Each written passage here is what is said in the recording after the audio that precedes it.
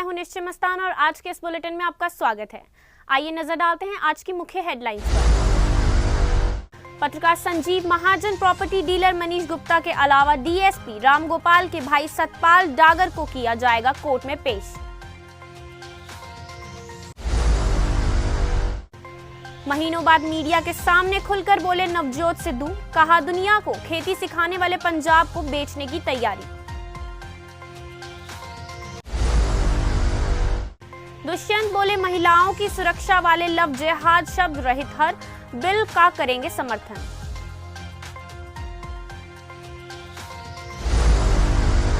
अब खबरें विस्तार से। सेक्टर 37 स्थित कोठी के मालिक राहुल मेहता को किडनैप पर उसकी कोठी कब्जाने और आश्रम में छोड़ने के मामले में शुक्रवार को पहले से गिरफ्तार पत्रकार संजीव महाजन और प्रॉपर्टी डीलर मनीष गुप्ता को कोर्ट में पेश किया जाएगा।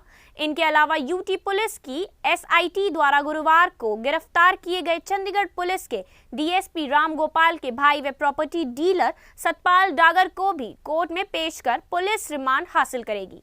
जांच में सामने आया है कि संजीव महाजन की ट्राई सिटी में करोड़ों की प्रॉपर्टी है।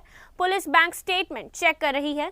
देखा जा रहा है कि अलग अलग अकाउंट्स में कितनी रकम है और कहां से आई। एसआईटी ने गुरुवार को सेक्टर 38 में मनीष के घर पर भी छापा मारा और दस्तावेज खंगाले। इंड स्विफ्ट कंपनी के डायरेक्टर एनआर मुंजाल से होगी पूछताछ। संजीव महाजन की पत्नी के खाते में हर महीने इंड स्विफ्ट कंपनी की ओर से 2.5 लाख रुपए डाला जाता था। इस मामले में पुलिस ने इंड स्विफ्ट कंपनी के डायरेक्टर एनआर मुंजाल को समन जारी कर शुक्रवार को पूछताछ के लिए सेक्टर 31 थाने में बुलाया है। आज इससे भी पूछताछ हो सकती है। इंड स्विफ्ट के 5 करोड़ के वेट घोटाले मामले में पूर्व एडवाइजर परिमल रॉय ने 17 जुलाई 2018 को इंड स्विफ्ट कंपनी के वेट घोटाले की विजिलेंस जांच के आदेश जारी किए थे।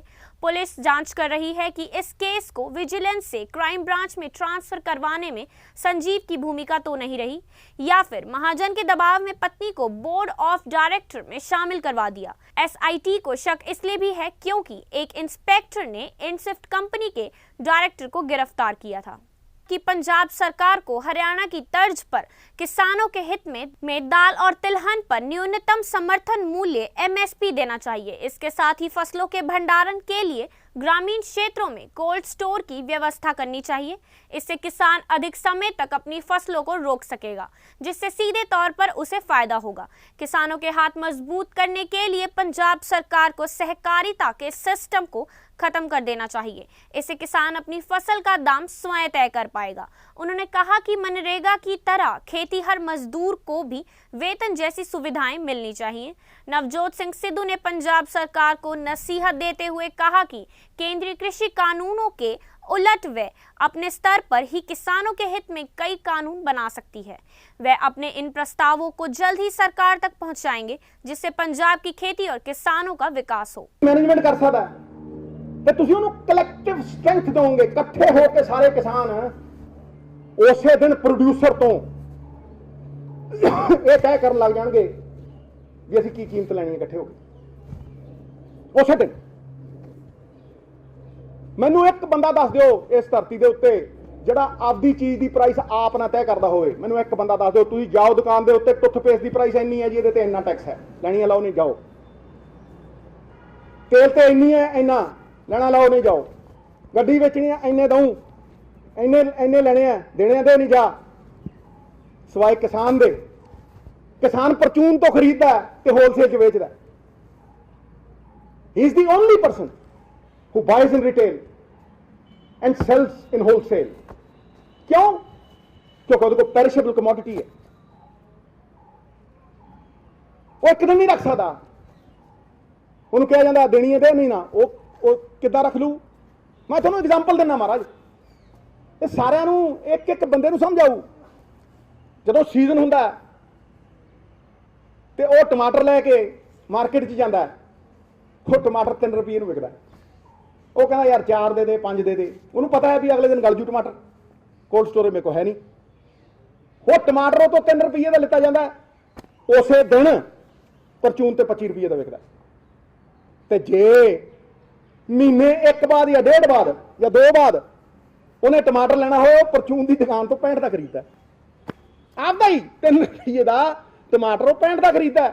ਤੁਸੀਂ ਅਡਾਨੀ ਨੂੰ ਸਟੋਰੇਜ ਦਿੰਦੇ ਹੋ ਸੈਂਟਰ ਦੀ ਜ਼ਮੀਨ ਦੇ ਉੱਤੇ ਮਿੱਤਰੋ, ਸੈਂਟਰ ਦੀ ਜ਼ਮੀਨ ਦੇ ਉੱਤੇ। ਆਖੇ ਕੀ ਕਿ ਜਦੋਂ FCI ਡਿਸਬੈਂਡ ਹੋ ਜੂਗੀ, ਕਰਜ਼ਾ ਉਹਦੇ ਤੇ ਆਪ ਚੜਾਇਆ, ਕਿ ਜਦੋਂ FCI ਖਤਮ ਹੋ ਜੂ, ਹਾਂਜੀ, ਤੇ FCI ਖਤਮ ਹੋਣ ਤੋਂ ਪਹਿਲਾਂ ਹੀ ਅਡਾਨੀ ਸਾਹਿਬ ਉਹਦੇ ਤੇ ਸਾਈਲੋ ਬਣਾ ਰਹੇ ਆ, ਉਹਨਾਂ ਦੀ ਜ਼ਮੀਨ 'ਚ ਉਹਨਾਂ ਦੀ ਬਣਾਈ ਫਿਰਦੇ ਆ। 12 ਲੱਖ ਮੀਟ੍ਰਿਕ ਟਨ ਦੀ ਸਟੋਰੇਜ ਦੇਈ ਫਿਰਦੇ ਆ। ਹੁਣ ਕਹਿੰਦੇ 3 ਸਾਲਾਂ 'ਚ 25 ਲੱਖ ਮੀਟ੍ਰਿਕ ਟਨ ਕਰ ਇਹ ਸਟੋਰੇਜ। ਤੇ ਦੇਖੋ ਤੁਸੀਂ ਸਟੋਰੇਜ ਤੇ ਕੀ ਕਹਿੰਦੇ, ਸਟੋਰੇਜ ਤੇ ਕਹਿੰਦੇ ਆ ਅਡਾਨੀ ਸਾਹਿਬ ਤੁਸੀਂ 5% ਸਟੋਰੇਜ ਕਰੋਗੇ, ਅਸੀਂ ਪੈਸੇ ਤੁਹਾਨੂੰ 100 ਦੇ ਦਿਆਂਗੇ। ਵਾਹ, ਮੈਕਸਿਮਮ ਸਪੋਰਟ ਪ੍ਰਾਈਸ ਤੇ ਬੱਲੇ ਉਹ ਬੱਲੇ, ਗੰਨੇ ਚੂਪਣ ਨੂੰ ਬਾਂਦਰੀ ਡੰਡੇ ਖਾਣ ਨੂੰ ਰਿਚ ਹੈ।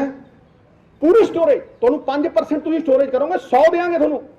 5% ਤੁਹਾਡੀ स्टोरेज होगी ਤੁਹਾਨੂੰ 100 देंगे तो किसान ਨੂੰ ਕਹਿੰਦੇ ਤੈਨੂੰ मिनिमम सपोर्ट प्राइस नहीं देंगे।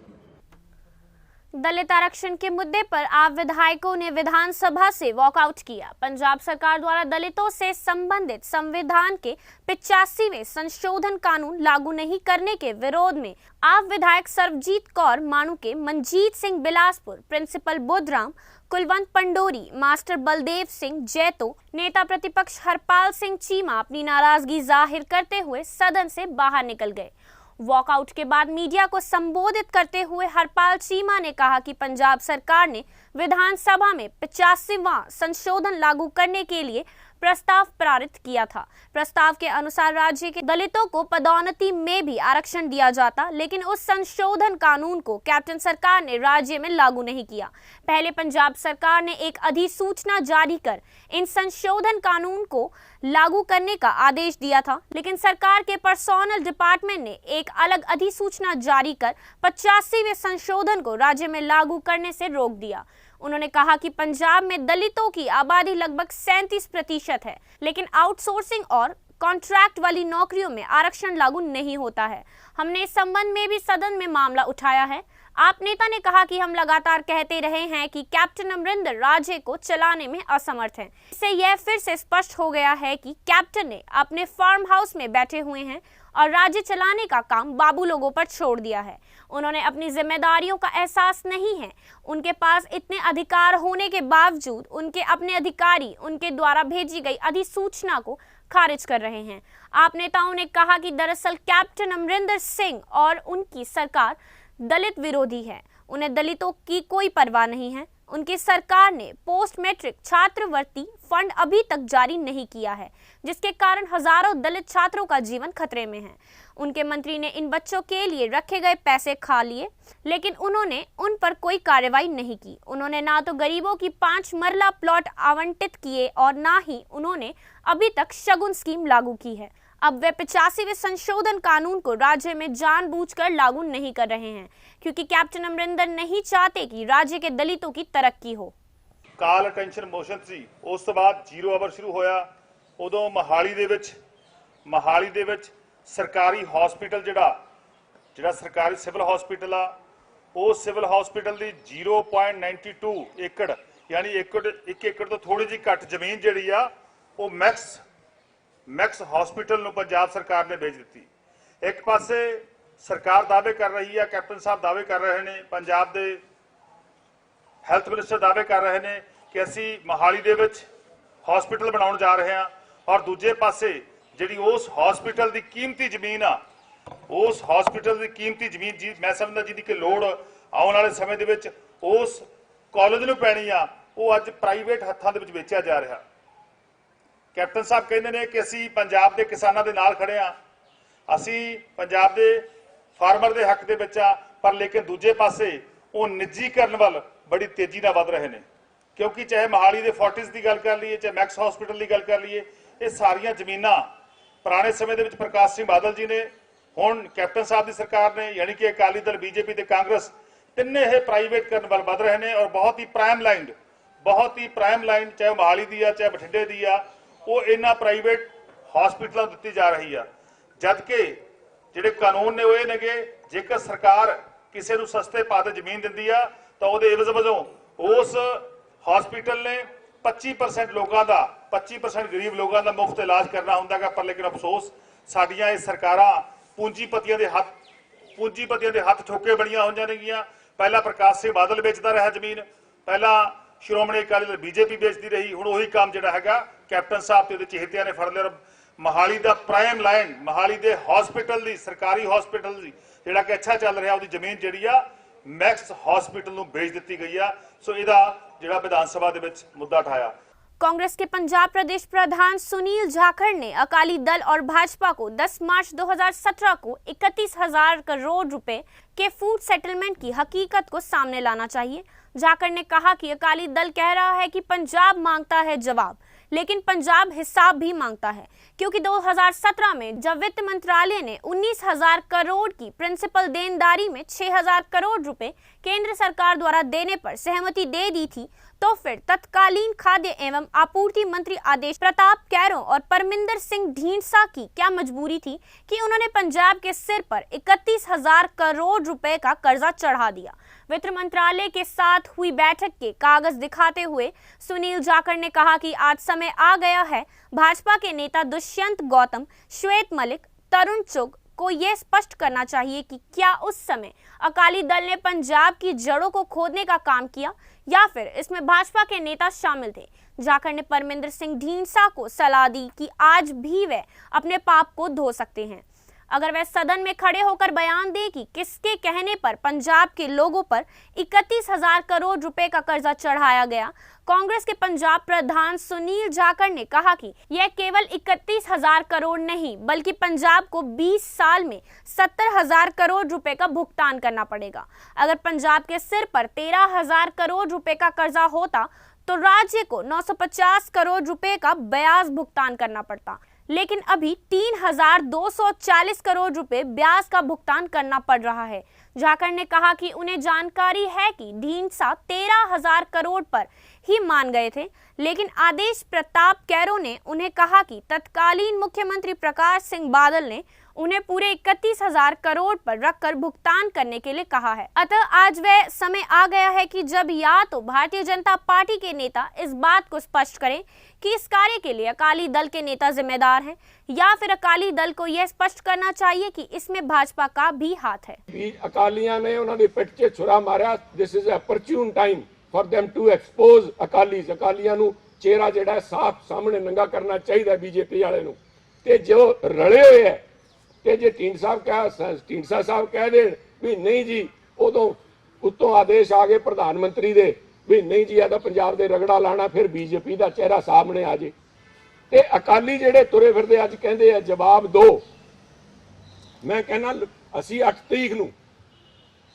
तरीक नूं अकाली MLA सारे इत्थे है, उन्हां सारिਆਂ ਨੂੰ मैं कॉपी उस दिन साडे MLAs ਨੂੰ मैं रिक्वेस्ट करूंगा भी विधान सभा च जदों आण, क्योंकि बजट का सैशन है, उदों ना सारिਆਂ ਨੂੰ एक कॉपी दिती जाए, हिसाब मंगिया जाए।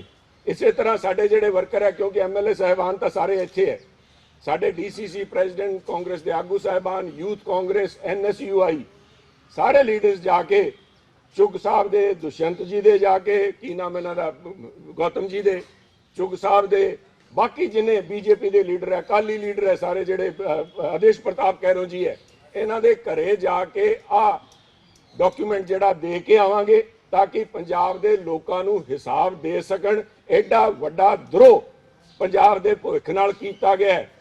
अज जवाब मंगदे है भी वादे हुण पूरे होण च देर क्यों हुई, इस गल दा हिसाब देण। इस करके अज तुहानूं तकलीफ दित्ती है। मैं सारिआं नूं इहदी कॉपी सारिआं नूं हुणे दे रहा। प्लीज़ इस कॉपी नूं देख के उहदे बाद अगर कोई शंका रह जाती है, मैं नहीं समझदा भी इस तो कोई क्लीयर डॉक्यूमेंट कदा किसी टाइम सामने आया होए, इहनूं मैं समझदा लोगों के सामने पेश करना बड़ा जरूरी है। हरियाणा की शराब फैक्ट्रियों के मालिकों और होलसेलरों से पंचकुला में उप मुख्यमंत्री दुष्यंत चौटाला ने बैठक की। हरियाणा के उप मुख्यमंत्री Dushyant Chautala Exide and taxation विभाग द्वारा आयोजित वार्षिक बैठक में शामिल हुए। एडिशनल चीफ सेक्रेटरी हरियाणा सरकार अनुराग रस्तोगी भी बैठक में शामिल हुए। इस बैठक में कई अहम मुद्दों पर चर्चा हुई। लव जिहाद बिल पर बोलते हुए कहा कि अगर लव जिहाद के नाम से कोई कानून आता है तो हम उसका समर्थन नहीं करेंगे, लेकिन अगर जबरन धर्मांतरण का कानून लाया जाता है हम उसका स्वागत करेंगे। बैठक के बाद मीडिया से बातचीत करते हुए हरियाणा के उप मुख्यमंत्री दुष्यंत चौटाला ने हरियाणा में स्थानीय लोगों को 75% और रोजगार दिए जाने के फैसले पर दुष्यंत चौटाला ने खुशी जताई। उन्होंने कहा कि हरियाणा के बेरोजगार युवाओं के लिए ये एक नई शुरुआत है और इससे बेरोजगारी की समस्या दूर होगी और हमने अलग अलग प्रोविजन भी बनाए हैं जिसके अंतर्गत डीसी लेवल पर इनमें चेंजेस किए जा सकते हैं। और जहां सवाल रहा फिक्की और सीआईआई का है, उनके साथ वीडियो कॉन्फ्रेंसिंग के जरिए मीटिंग करी थी और हमने उनके सुझाव भी माने थे। उन्होंने कहा कि हरियाणा विधानसभा सेशन का सवाल है वह कल से शुरू होगा। लव जिहाद बिल पर बोलते हुए कहा, अगर लव जिहाद के नाम से कोई कानून आता है तो हम उसका समर्थन नहीं करेंगे, लेकिन अगर जबरन धर्मांतरण का कानून लाया जाता है तो हम उसका स्वागत करेंगे। हरियाणा के युवाओं के लिए एक ऐतिहासिक निर्णय है जहाँ हरियाणा प्रदेश में कोई भी रोजगार जिसकी मंथली सैलरी बिलो 50,000 है उसमें 3/4 75% रोजगार हरियाणा के युवाओं के लिए एज अ लॉ आज रिजर्व हुआ है। और मैं ये मानता हूँ कि आने वाले भविष्य के जितने रोजगार हैं उनके अंदर जो हमारा पढ़ा लिखा स्किल्ड युवा है, अनस्किल्ड युवा है, उसको रोजगार में हिस्सेदारी मिलेगी। एक भ्रम फैलाया जा रहा है कि पुराने रोजगार के लिए इसको लागू किया जाए। कोई भी व्यक्ति आज रोजगार पे लगा हुआ है उसको इस लॉ के तहत ना तो नौकरी से निकलना पड़ेगा ना उसके ऊपर कोई रिस्ट्रिक्शन है। मगर इन फ्यूचर अगर जॉब क्रिएशन होती है किसी भी नए प्लांट में, पुराने प्लांट में, किसी ट्रस्ट सोसाइटीज़ में, किसी इंस्टीट्यूशन में, किसी एमएनसी में, किसी भी इंडस्ट्री में, उसके अंदर ये लॉ एप्लीकेबल होगा।